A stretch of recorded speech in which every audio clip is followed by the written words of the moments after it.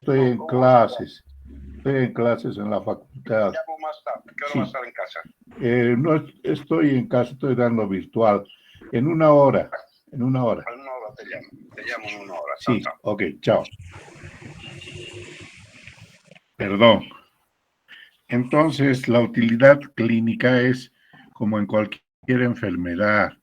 Las lesiones que se producen en el pulmón están destrozando prácticamente el pulmón del enfermo. Y la utilidad epidemiológica consiste en que el paciente, además de estar destruyendo sus pulmones, si nosotros no hacemos un diagnóstico precoz, estamos viendo que está contagiando a la comunidad. O sea, es una fuente de infección de la enfermedad que permite que la enfermedad se mantenga en índices altos en la comunidad. Por lo tanto, el diagnóstico tiene esas dos utilidades. Y el diagnóstico debe ser precoz, debe ser lo más rápidamente posible y buscar las fuentes de infección, para buscar las fuentes de infección. Entonces, el aislamiento del bacilo es mediante bacteriología, el cultivo principalmente, es el gold standard, vamos a decir, para la tuberculosis. Pero actualmente hay pruebas moleculares, el GeneXpert, que también se constituye en una prueba muy importante para el diagnóstico. La radiología, los exámenes clínicos, la historia clínica y otras solo sugieren la posibilidad de tuberculosis, no te dan el diagnóstico de la tuberculosis. Lo que te da el diagnóstico de la tuberculosis es el cultivo, pero el cultivo es lento, pues el informe llega en 30 a 60 días. Entonces, actualmente las pruebas moleculares GeneXpert, prácticamente en una hora, 2 horas, ya están los resultados. La baciloscopía todavía sigue siendo el método en los lugares donde no se puede contar con GeneXpert, muy importante, pero tiene baja sensibilidad y especificidad. El método por el cual se hace la baciloscopía, ustedes saben, es el método de Ziel-Nielsen. Entonces, en el Ziel-Nielsen están calificados los bacilos como BAR, o sea, B-A-R, B-A-A-R, BAR, que quiere decir bacilo asades, que pueden tener baciloscopías positivas. Por lo tanto, el informe de laboratorio no es baciloscopía positiva que te diga Mycobacterium tuberculosis, no. Te dice bacilos ácido alcohol resistente. Se dice que es negativa cuando no se observan bacilos ácido alcohol resistentes en toda la lámina. Cuando hay 1 a 9 bacilos ácido alcohol resistentes, se informa de esa manera, presentes en toda la lámina. Entonces se considera positiva si se encuentran en 2 muestras diferentes estos 1 a 9 bacilos por en toda la lámina. Positiva una cruz es 10 a 99 bacilos ácido alcohol resistentes en 100 campos observados. Positiva 2 cruces es 1 a 10 bacilos por campo en 50 campos. Y positiva 3 cruces más de 10 bacilos por campo en 20 campos observados. Entonces, la baciloscopía puede ser negativa, 1 a 9 bar, positiva una cruz, positiva 2 cruces o positiva 3 cruces. Bien, repasando entonces el método mediante el cual se hace la baciloscopía es el método de Ziel-Nielsen. En microbiología ya les han enseñado cómo se hace ese método. Se recolecta el esputo, se hace extendido en el portaobjetos y se cubre con fucsina ácida, se pasa al mechero. Cuando suelta humo, pues, se calienta la fucsina básica, se lava con alcohol ácido, que generalmente es ácido clorhídrico. Y después se coloca azul de metileno para teñir. Y entonces los bacilos se ven, como ustedes están viendo en esta lámina, se ven como bastoncitos, como pares de bastoncitos rojos aquí. Esos son los bacilos ácido alcohol resistentes en la baciloscopía en el esputo. Hay que indicar a los pacientes que saquen expectoración, no saliva de la boca, expectoración. ¡Ah! Que haga el esfuerzo de botar la expectoración para que la baciloscopía sea adecuada, la muestra sea adecuada. Y el cultivo, pues son colonias redondeadas en el tubo de ensayo que parecen verrugas, como verrucosidades, como pequeños coliflorcitos, y entonces al método de Ciel-Nielsen y al método de Ogawa. Son los dos métodos que se utilizan en Bolivia para hacer el cultivo. Entonces, el mejor método para asegurar el diagnóstico de certeza es el cultivo. Pero bueno, ahora tenemos técnicas pues moleculares también, ¿no? Entonces, ¿cuáles son esos dos métodos? El método de Lowenstein-Jessen y el medio de Ogawa, que son medios líquidos muy enriquecidos por proteínas. Bueno, ahora tenemos métodos no convencionales, ¿no? El GeneXpress 1, el Genotype, hay métodos de biología molecular, 99% de expresividad y sensibles también 99%. Por lo tanto, son esos los métodos que se están utilizando actualmente en el mundo en tuberculosis. La radiografía, ¿qué pasa con la radiografía para diagnosticar tuberculosis? No permite diagnóstico de certeza. Tiene alta sensibilidad, sí, te dice que hay lesiones, pero poca especificidad, porque muchas de esas lesiones pueden ser tuberculosis, pero también pueden ser de otra enfermedad. Otras enfermedades tienen características muy parecidas en la radiografía a la tuberculosis. Entonces, por lo tanto, la radiografía no permite certeza diagnóstica.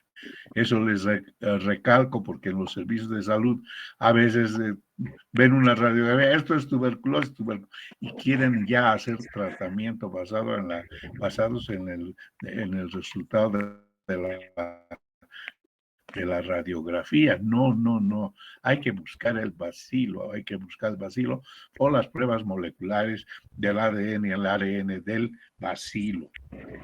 Entonces, en la tuberculosis hemos dicho que es una enfermedad 100% curable, pero el paciente se puede morir o puede agravarse seriamente con la tuberculosis cuando hay 3 demoras, cuando el paciente demora en la consulta y sus lesiones avanzan, demora en el diagnóstico, el médico que recibe al paciente no le pide rápidamente pruebas moleculares y entonces se retarda pues el diagnóstico. Y eso permite que las lesiones avancen en una persona. Pero no solamente eso, sino que el paciente se mantiene contagioso.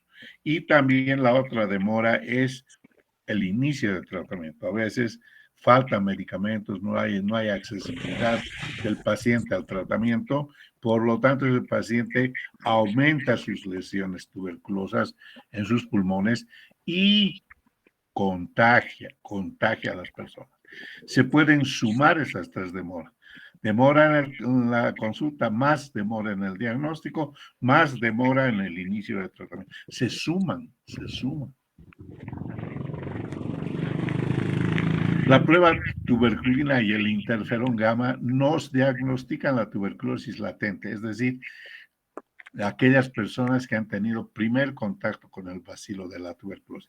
Ha ingresado el bacilo a la persona y entonces es un primo infectado o tuberculosis latente. ¿Qué se le produce en el pulmón? Un complejo primario que se puede calcificar. El complejo primario está constituido por el chancro de Gol, la linfangitis y las adenopatías. Eso lo hemos visto ayer, ¿no? En Bolivia se utiliza PPD, pero también se utilizan los IGRAs para el diagnóstico de esta tuberculosis latente. ¿no? Las igras. Aquí, por ejemplo, un trabajo sobre positivos y negativos de igras. Sí que se puede cuantificar, ¿no? La estrategia de pruebas de IGRA, el cuantiferón gamma. Y para el diagnóstico ya de enfermedad tuberculosa, las técnicas más actuales, que son las técnicas de biología molecular rápida. El Genotype, que es un LPA, es un Hain test, y el GeneXpert, que es un PCR en tiempo real. ¿Cuál es el más utilizado? El que está en rojo en la diapositiva, o sea, el GeneXpert. El GeneXpert es el que más utilizamos. Bien, ahora vamos a hablar de tratamiento. Para hablar de tratamiento, primero hay que hablar sobre las bases bacteriológicas del tratamiento, los tipos de poblaciones bacilares que hay en las lesiones tuberculosas, cuáles son los esquemas de tratamiento 100% efectivos y el estudio de cortes y después los casos especiales, algunos efectos secundarios que tienen los medicamentos de primera línea y después las resistencias bacterianas en tuberculosis. Bueno, un poco de historia. Aquí a la luz ultravioleta están queriendo que estos pacientes se curen de su mal de POTS, de tuberculosis vertebral. Entonces, los han puesto en el jardín del hospital calanchos, toditos, están desnudos para que los rayos ultravioletas les lleguen. Pero eso no cura, pues, la tuberculosis. Eso no cura la tuberculosis. La tuberculosis se cura con medicamentos antituberculosos. También se hacía colapsoterapia, se introducía aire en los pulmones para cerrar las cavernas. Esto, las lesiones pueden cicatrizarse, pero no matan al bacilo. También había indicaciones médicas en 1924, antes del descubrimiento de los quimioterápicos, ¿no? Medicamentos externos, medicamentos internos. Esto ya es historia para que ustedes vayan conociendo cómo ha cambiado la cosa. Se ponían unas pelotitas de silicona, pequeñas pelotitas en las cavernas para que se cierre. Una cirugía, se llamaba colapsoterapia. Eso también, pero eso no mataba al bacilo. Entonces, había que matar al bacilo. Y actualmente, pues tenemos esto, que es prácticamente un arsenal brutal que lo mata 100% al bacilo.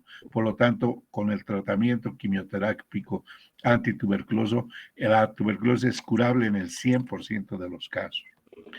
En 1943 al 47 se descubre el ácido paramino salicílico. En 1944 al 47 la tioacetazona.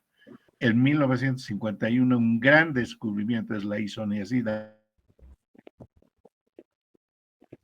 Es de lo hasta el presente, es el mejor. En 1952 al 54 la piracinamida y en 1963 recién la rifampicina, que es otro de los medicamentos realmente importantísimos para curar la tuberculosis, juntamente con la isoniazida, son los mejores antituberculosos, quimioterápicos antituberculosos. Y en el 67 se descubre el etambutol, 1967. Entonces, las poblaciones bacilares que hay en una lesión tuberculosa pueden clasificarse por su localización, por su pH, por la tasa de replicación y la susceptibilidad a los fármacos y sus mutaciones. Entonces, ¿cómo se clasifican? Se clasifican en poblaciones de las cavernas, o sea, extracelulares, así, en las cavernas. Es la población A. Son las B está en el casium, o sea, en la necrosis caseosa de la lesión, y es de metabolismo intermedio y también tiene una agresividad intermedia, vamos a decir.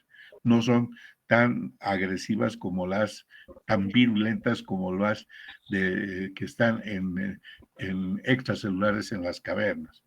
La población C está dentro de los macrófagos, está prácticamente semidormidos los bacilos dentro de los macrófagos, en el protoplasma de los macrófagos alveolares sobre todo, es la población C, intracelular.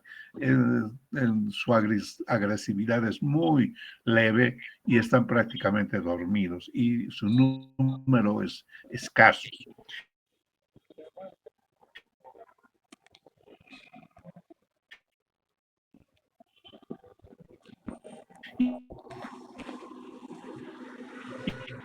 Y los durmientes, los francamente durmientes, son los que quedan después de la primera infección. Después de la primera infección, en los nódulos, en uno o dos bacilos que son durmientemente ahí, pero cuando a la inmunidad que tenga el paciente. Si va a objetos de multiplicación rápida, ¿no? Perdón. Método óptimo es extracelular. Un pH de 6.5 a 7. Están en un medio óptimo, digo, de aire. De estos bacilos, pues es muy importante. Tiene máxima oxigenación, se pegan a las paredes de las cavernas, gran cantidad de bacilos, alta probabilidad de mutaciones espontáneas. ¿Qué medicamentos actúan sobre esta población bacilar extracelular de las cavernas? La rifampicina, la isoniazida y el etambutol. Los bacilos de crecimiento intermitente, los que están en el calcium, son de crecimiento en condiciones desfavorables, porque el calcium es sólido, no tiene mucho aire, no tiene casi aire. Son extracelulares también, y una población menos de 10 a las 5. Son capaces de recidivar. ¿Y qué medicamentos se utilizan para matar a estos bacilos de metabolismo y de virulencia intermedia? La isoniazida, la rifampicina y un poquito el etambutol actúan sobre estas poblaciones. La población C intramacrofágica en pH ácido del protoplasma de los macrófagos está atacada por la piracinamida. Es la única droga que actúa sobre macrofágicos en pH ácido. Y la población de durmientes no está atacada por ningún medicamento antituberculoso. Es decir, ningún medicamento antituberculoso actúa sobre la población durmiente, sobre los nódulos que quedan en los lóbulos superiores después de la primera infección o la tuberculosis latente. Entonces, el esquema nacional para curar la mencionado es 100% efectivo, porque está conformado por la rifampicina, que actúa extracelularmente y sobre el calcio, la piracinamida intracelular en pH ácido, el etambutol a la población extracelular y al calcio, y la isoniazida extracelular y calcio. Por lo tanto, cura el 100% de los casos pulmonares y extrapulmonares la unión de estos cuatro medicamentos, rifampicina, piracinamida, etambutol e isoniazida. Por lo tanto, el esquema 100% eficaz debe ser administrado diariamente. Hay que cuidar la rifampicina. La supervisión debe ser completa. ¿Qué quiere decir supervisión completa? Quiere decir que el paciente no lleva a su casa los medicamentos, va al servicio de salud a recibir los medicamentos y el personal verifica que el paciente trague los medicamentos, los consuma y después se vaya a su casa. Por lo tanto, todos los días durante 6 meses. 6 meses es el esquema de tratamiento. Y lógicamente, estos pacientes, la mayor parte de los pacientes, un 90% de estos pacientes que reciben este esquema sensibles tienen como prueba en reemplazo de la baciloscopía el gene expert con sensibilidad global de 88% y expresividad global de 99%, y con la ventaja de que te indican si son resistentes, si se ha contagiado con bacilos resistentes a la rifampicina o a la isoniazida. Entonces, en Bolivia, 2 meses diario de H quiere decir isoniazida, rifampicina, Z quiere decir piracinamida y E etambutol, o sea, 2 meses de HRZE diario, supervisado, completamente supervisado. Y después de los 2 meses pasamos a la segunda fase, con 4 meses de isoniazida rifampicina diario, supervisado, supervisado. Ahí está el esquema de tratamiento a utilizarse en casos nuevos sensibles, sensibles, no resistentes.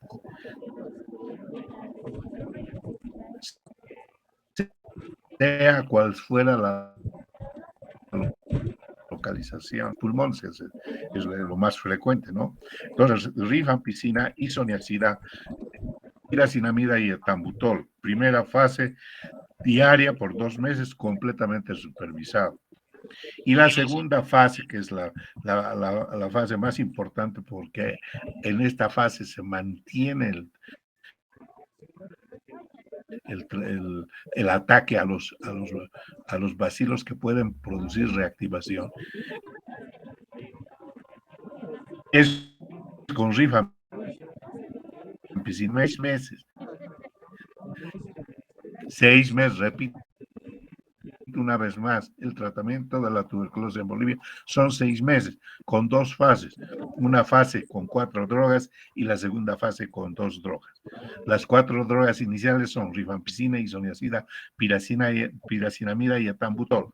Y la fase de consolidación o segunda fase, rifampicina, isoniazida, todo supervisado, completamente supervisado. ¿Cuáles son los efectos secundarios para esto? La rifampicina tiene hipersensibilidad y hepatotoxicidad. La isoniazida da neuritis periférica. El paciente presenta calambres, presenta dolores musculares. La piracinamida pseudogótica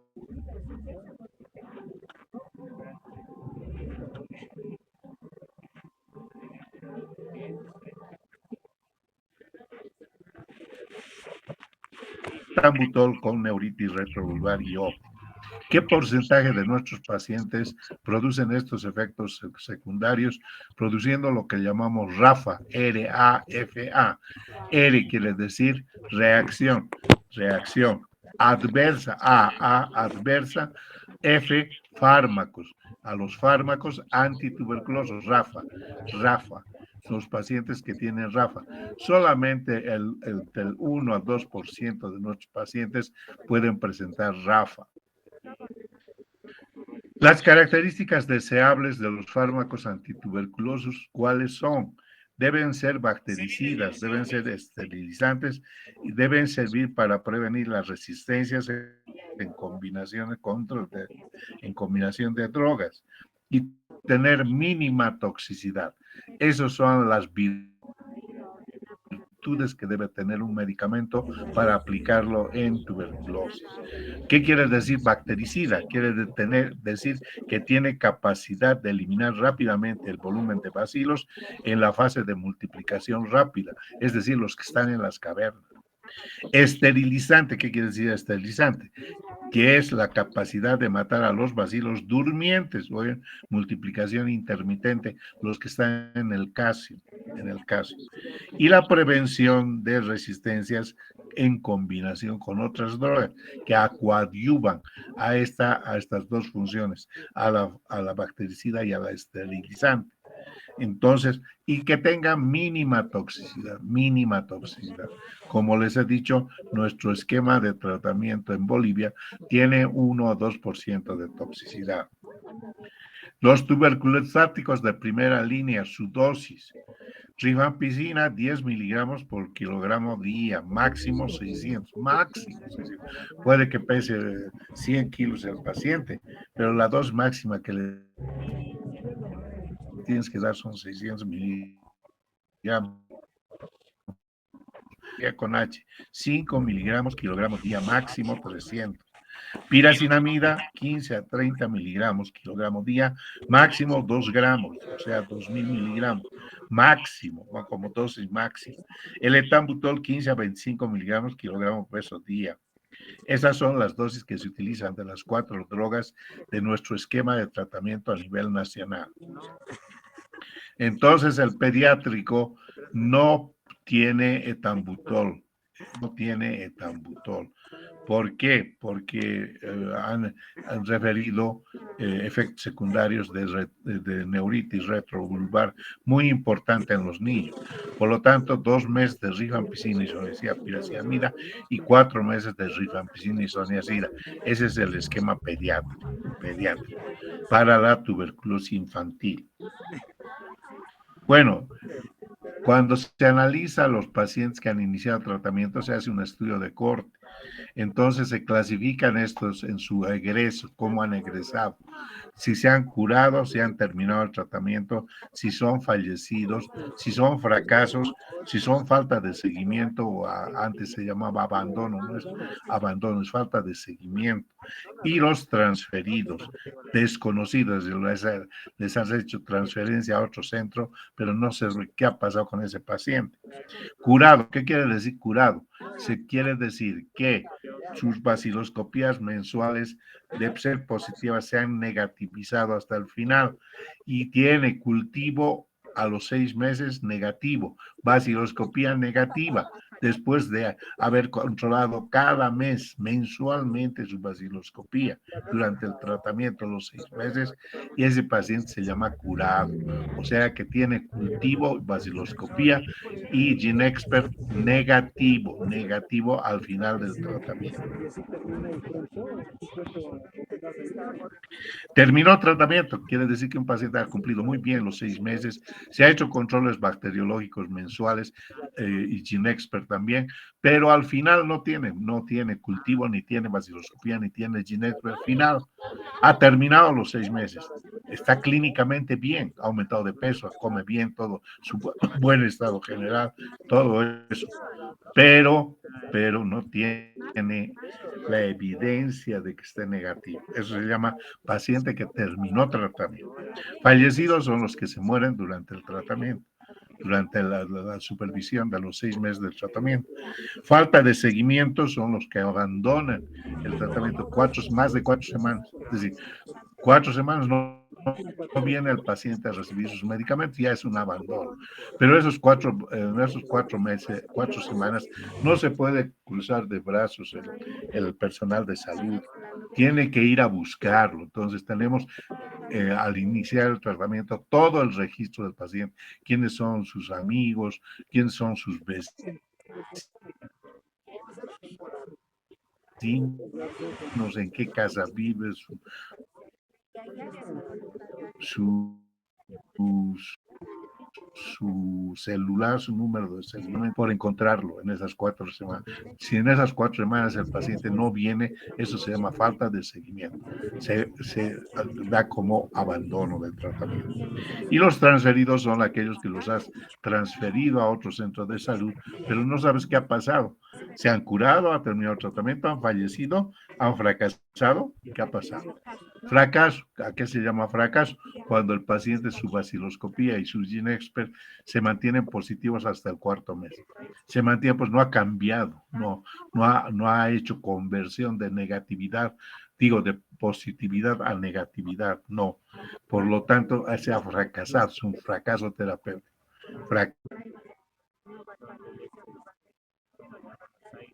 ¿Por qué? Haber hecho irregularidades durante el tratamiento que no se han registrado, y eso produce resistencia, y ha fracasado. Bien, los casos especiales son la meningitis tuberculosa, en la que hay que aumentar corticoides al tratamiento. En la silicotuberculosis hay que prolongar a 8 meses, la segunda fase 6 meses. El caso no se modifica en nada, se da el mismo completo los 6 meses. En la insuficiencia hepática hay que hacer controles laboratoriales para ver cómo está la función hepática permanentemente. A la función renal igual. A los diabéticos hay que prolongar a 8 meses también. El tratamiento de segunda fase hay que prolongar. Y el VIH-Sida hay que dar el tratamiento simultáneamente al tratamiento antiviral.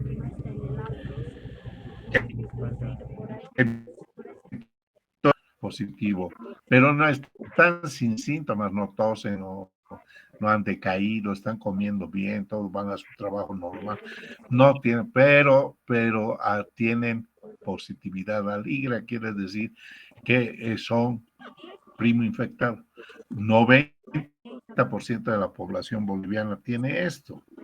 Entonces, pero en los lugares donde hay más posibilidad de que la tuberculosis latente se convierta en tuberculosis activa, tuberculosis del adulto postprimario, en esos casos hay que nomás dar tratamiento con esquemas cortos, seguros. ¿No? Hay esquemas clásicos que contienen rifampicina y isoniazida. El mayor desafío actual para controlar la tuberculosis es identificar a quién tratar. Y si no tengo síntomas, ¿yo por qué voy a hacer tratamiento? Así dicen los pacientes, no tengo ningún síntoma. ¿Por qué voy a hacer el tratamiento? Pero eres trabajador de salud, estás trabajando con tuberculosis y tienes IGRA positivo, entonces tienes que hacer tratamiento, tienes tuberculosis latente. Al personal de salud, a los de cárceles, a los encarcelados, a los que están en orfanatos, en ancianatos, etc. Hay que hacer. Ese es el desafío actual. Y la tuberculosis latente es tratable, prevenible y esencial para cortar la futura cadena de transmisión. Entonces, los esquemas que se recomiendan por la OMS son 3 meses de isoniazida con rifampicina, por ejemplo, ¿no?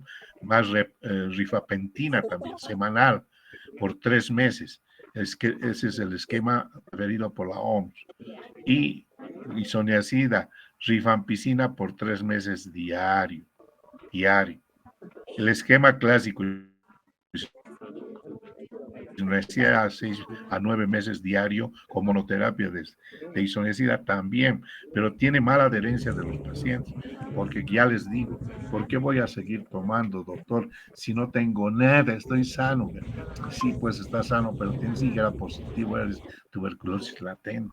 Entonces hay que prevenir que te pueda dar tuberculosis, te tengo que dar, pero a veces no completan pues, los 9 meses diarios en un porcentaje alto. Los pacientes no completan este tratamiento.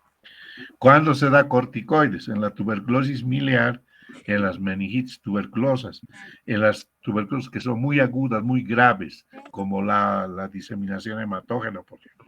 La tuberculosis de las serosas, pleurales, pericárdicas o peritoneales, se da corticoides. Y en la tuberculosis que puede obstruir los conductos, por ejemplo, el conducto de falopio en las señoras porque les pueda producir infertilidad, entonces hay que dar corticoides. Y control de la hipersensibilidad a los medicamentos. Cuando hay RAFA por hipersensibilidad a los medicamentos, hay que dar corticoides. Hasta aquí, ¿alguna pregunta?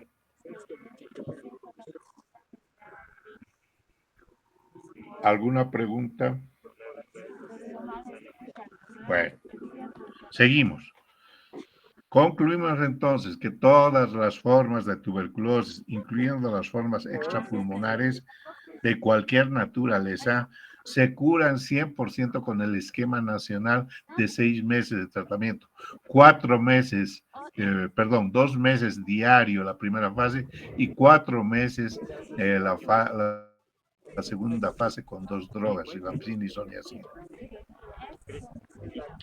Ahora vamos a hablar de las resistencias en tuberculosis.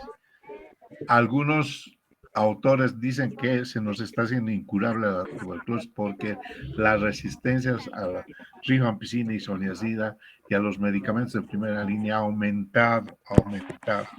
Pero nosotros decimos que no se nos está haciendo incurable, porque con un adecuado manejo de los fármacos y disponibles, todo económicos, siempre existe una posibilidad importante de curación de la tuberculosis. Entonces, ¿cuáles son las resistencias en tuberculosis? La resistencia natural o espontánea, es decir, en una lesión tuberculosa de unos 4 centímetros en una caverna, hay 100 millones de bacilos. 100 millones de bacilos se ha calculado en 4 centímetros de caverna. De esos 100 millones de bacilos, uno ya es resistente a la isoniazida, uno a la rifampicina, uno a la piracinamida, uno al etambutol y a todos los medicamentos que el hombre ha creado contra la tuberculosis. ¿Por qué? Porque el microorganismo, el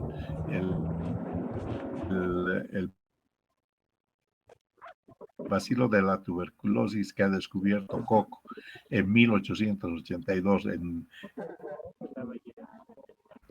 es se lo va exterminando al paciente, pero no lo mata, porque si lo matara se muere él también, porque es parásito, es decir, vive del paciente, lo va a consumir, es un exterminador. Entonces, esta resistencia mutante natural resistente está en todo paciente que se contagia con tuberculosis, en todo paciente que tiene tuberculosis. Entonces, eso se llama resistencia natural o espontánea. Mutantes naturales resistentes.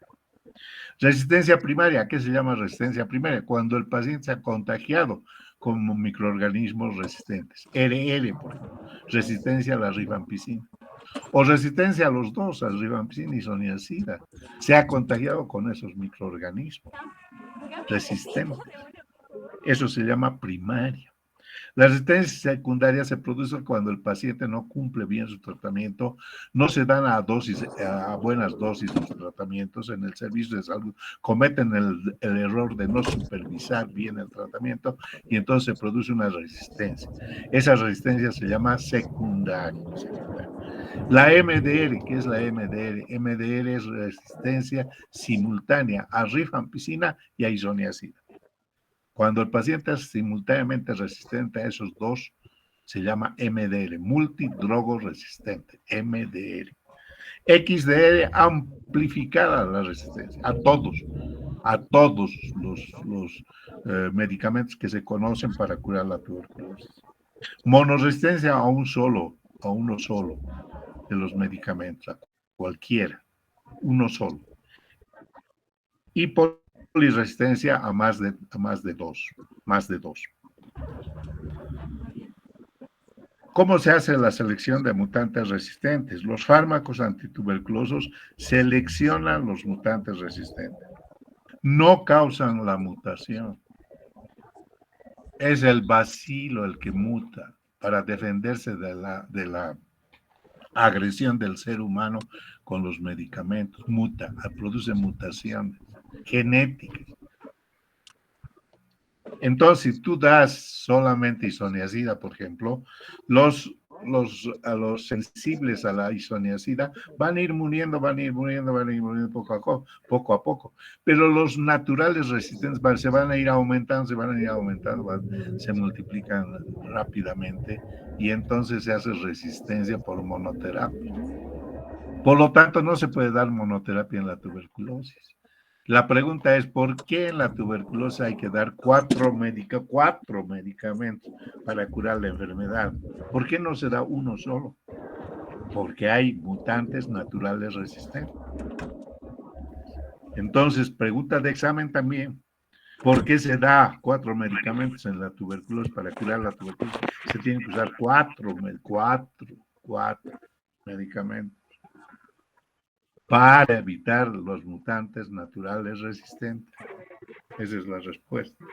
Fíjense aquí, con una población de 10 a la 10 ha comenzado este paciente. Pero estos 10 a la 2 ya son resistentes naturales, mutantes naturales. Entonces, cuando yo en el tiempo, aquí está 1, 2, 3, 4, 5, 6 semanas, ya estoy bajando, miren cómo va descendiendo la población sensible.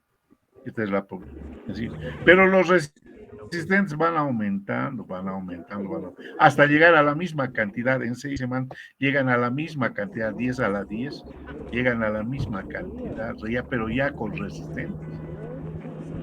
Por lo tanto, no se puede hacer monoterapia en tuberculosis. Y la supervisión tiene que ser estricta. La supervisión quiere decir que el paciente tiene que tomar sus medicamentos y tú tienes que ver que tome el medicamento, que trague el medicamento, porque los pacientes pueden decir, se meten a la boca los medicamentos, salen a la puerta del servicio de salud y lo escupen. Por lo tanto, tienes que ver que trague el medicamento, que trague el medicamento, traga el medicamento, listo. Se llevan su platanito, se llevan gelatina, se llevan el yogur, se llevan cualquier cosa a los pacientes todos los días al servicio de salud y con eso van tragando los medicamentos. De una sola vez, en una sola vez, no hay que hacerlo 3 veces. Claro, primero tomas la rifampicina, al mediodía tienes que dar la piel. No.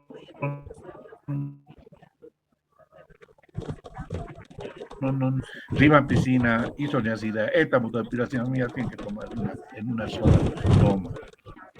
Eso se llama supervisión estricta. Y entonces hay que evitar el rechazo del paciente. Porque el paciente puede rechazar. Entonces, ¿quién ayuda a la familia? Primero ayuda a la familia, hay que explicarles que si no hace ese tratamiento así supervisado, no se va a curar y se puede morir. Pero no solamente eso, sino que contagia a los demás. O sea, el pecado no es individual, sino es a los demás, para los demás, para toda la comunidad. Entonces, el manejo clínico y operativo de la tuberculosis resistente a fármacos, la MDR, ¿es necesario? Sí, pues es necesario que ustedes conozcan, que todos tengamos que conocer, todos los médicos tenemos que conocer esto, es necesario. ¿Por qué es necesario? Porque es una amenaza de la tuberculosis multidroga-resistencia que está constituyendo una nueva epidemia desde 1970. Epidemia de multidrogos resistentes. Y algunos casos ya son XDR, ampliamente a todos los medicamentos. En Bolivia hemos tenido 1 o 2 pacientes con XDR, felizmente se han curado, pero se han curado con tratamiento individualizado, pero hay XDR. Entonces, la resistencia está aumentando en el mundo. En las décadas del 70 al 90, con el uso de la rifampicina, mal manejo de los casos, se gesta una epidemia de tuberculosis, MDR. Entonces, ¿cómo prevenir la MDR? Primero hay que administrar esquemas normatizados. No cualquier esquema, no me voy a inventar esquemas. Los que están normatizados. ¿Cuál es el que está normatizado? El de 6 meses, 2 meses de rifampicina, piracinamida, etambutol y rifampicina y 2 o 4 meses de isoniazida rifampicina. Total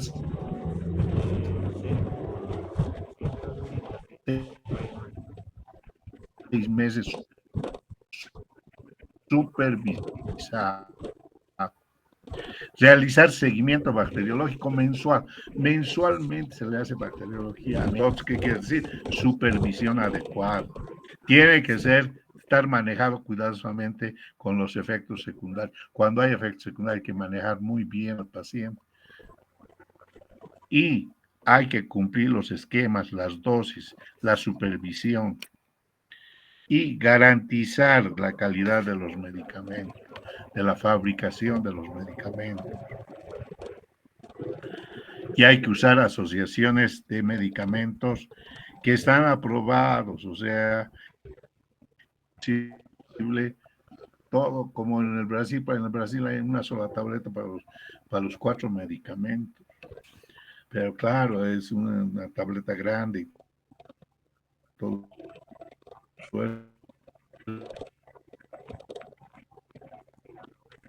eso, pero hay una pregunta.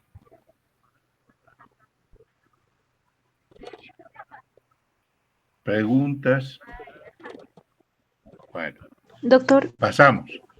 Sí, dime.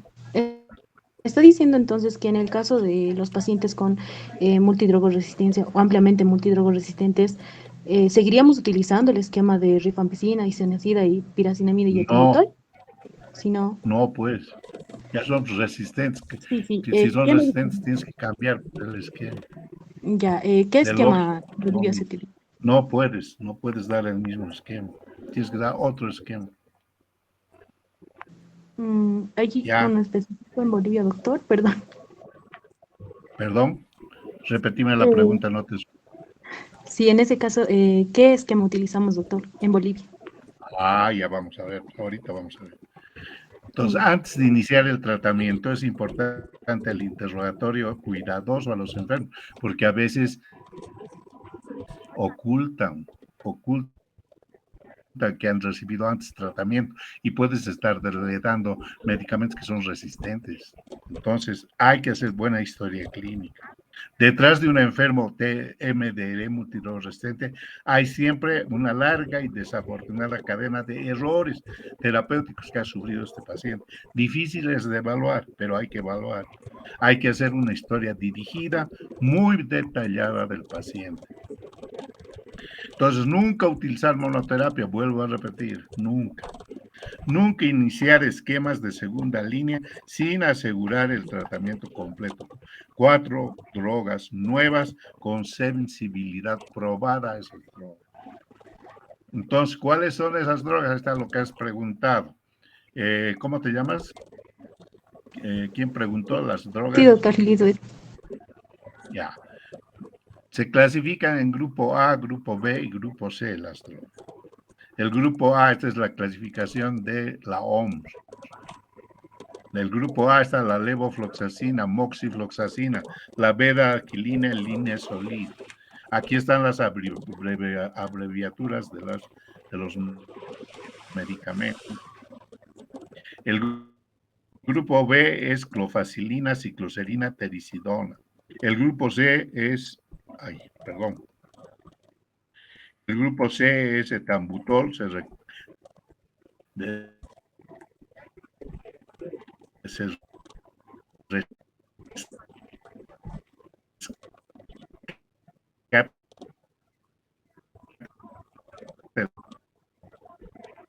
el etambutol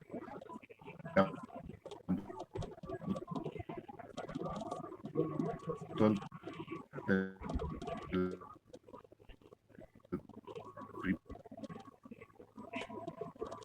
primer esquema. Mira, están fijando sus conocimientos. ¿Y sea más efectivo? Aquí está. Aquí está. Se pueden utilizar 3 fármacos en alguna vez. Tratamiento estilizante, 9 meses con moxifloxacina, levofloxacina, más linezolid, más betaquilina. Todos estos medicamentos tenemos en Bolivia gratis para los pacientes con resistencia, con MDR o con RR, resistencia a la rifampicina. Todo. Entonces, debería ser más que suficiente 6 a 9 meses para curar al paciente, evitando posibles recaídas. Aquí están los esquemas de tratamiento que más hemos utilizado. Alargados orales con bedaquilina, moxifloxacina, clofacilina, linezolid. Acortados con inyectables, inclusive con inyectables como los aminoglucósidos, ¿no? Pero es preferible no usar inyectables. Entonces, ¿cuál es el que usamos más en Bolivia? Es el esquema que se llama BPALM, BIPALM. Este es el esquema. Ahí está. Estoy respondiendo, conste. ¿Cómo consta este medicamento? ¿De qué consta? De bedaquilina. La B quiere decir bedaquilina. La B se llama el pretomanid. Pretomanid. PA. El L, el linezolid. Y la M se llama moxifloxacina. Entonces, 4 medicamentos usamos para los regímenes de multidrogoresistencia en Bolivia. Totalmente oral, por vía oral, todo por vía oral. Se evitan los inyectables. Tiene duración de 6 meses.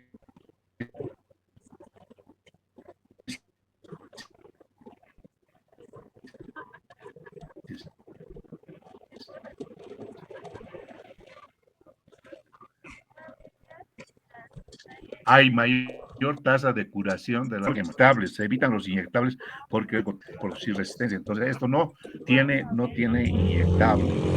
Y los pacientes tienen mejor tolerancia y pues, se adhieren muy bien a este tratamiento, a este esquema. ¿Está respondida la pregunta? Sí, doctor, muchas gracias. Ok. Entonces, la transmisión de la tuberculosis MDR es igual que la sensible. Son aerosoles contagiantes igual. Los MDR tienen la misma capacidad de contagiar. Entonces, se pueden contagiar MDR. MDR se contagia. Entonces, hemos dicho que el bacilo es exterminador, es un terminator, es un tuberculator, ahí está, es un tuberculator. No lo mata así decididamente en forma rápida al paciente, lo va destruyendo poco a poco. ¿Entendido? ¿Está entendido?